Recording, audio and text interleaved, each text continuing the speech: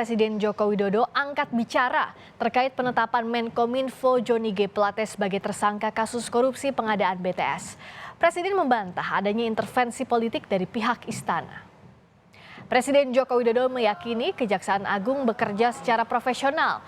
Jokowi menepis isu intervensi kasus hukum Plate dan meminta semua pihak menghormati proses hukum. Menkominfo Johnny G. Plate asal Partai Nasdem terjerat kasus dugaan korupsi BTS Bakti Kominfo terkait posisi dan wewenangnya sebagai pengguna anggaran.